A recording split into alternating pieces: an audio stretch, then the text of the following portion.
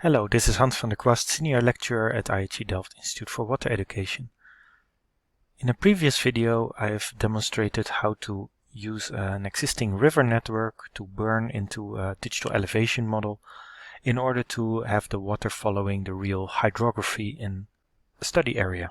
That method used the r.garv function from GRASS from the processing toolbox. Although that works fine, it's also good to know how you can easily do it yourself by applying map algebra functions.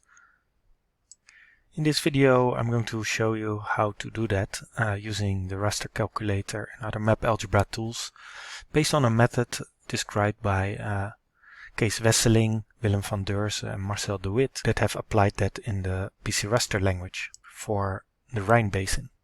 So we start with SRTM DEM, styled here with hillshade, and we use the Ruhr River from OpenStreetMap. The first thing we need to do is to rasterize this river. So in the processing toolbox we look for rasterize and we find this rasterize function, and we fill in the form. We burn a value of 1 for where the river is. We use georeferenced units and make sure that it has the same dimensions as the DEM. Otherwise it's not going to work. So 30 by 30 meters, and we choose the extent from the DEM. Because it's a Boolean map with only ones, in this case we use the byte output data type, and we save the rasterized file to ruhrrasterized.tif, and then we run it. And there it is. Drag it to the top. And we can now style it. It's a paletted unique values because it's a Boolean with only ones in it, as we can see. We make them blue. So now the river is blue. And if I remove the river on top, then we see now it follows the original vector, but then 1 pixel wide.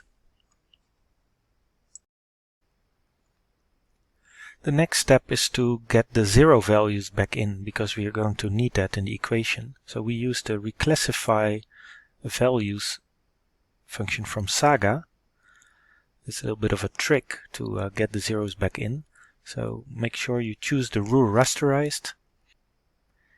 As a method we choose simple table, and we fill in the lookup table that the ones just stay 1,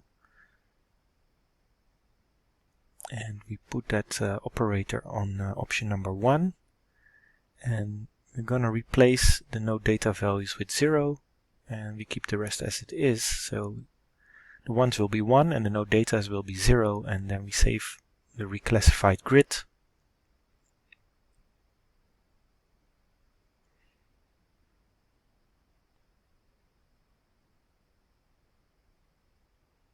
And we run it. Click close, and there we see it. Let's style it. I find it good practice to style to make sure that you made the right calculation. You can find that by visualizing it. Make the ones blue and the zeros red.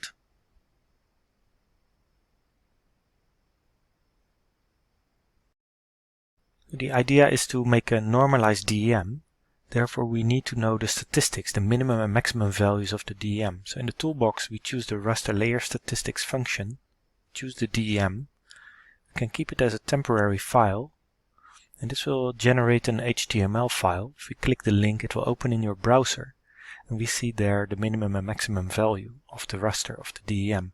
We make a note of those values. Now we are ready to calculate the standardized DEM. So we go to the raster calculator and we create this equation using the minimum and maximum value of the raster, and we save it. Let's call it stddem.tif. We do OK, and there's our standardized digital elevation model with values between 0 and 1. Now we have the standardized DEM. We can burn the river in it. So we simply subtract the rasterized Boolean river that we created before. So where the river is, value of 1 will be subtracted, and where there's no river, it will remain what it was. So the river will always be deeper. And there we go. This is then the burned DEM. And then the final step is to multiply the original DEM with this standardized DEM.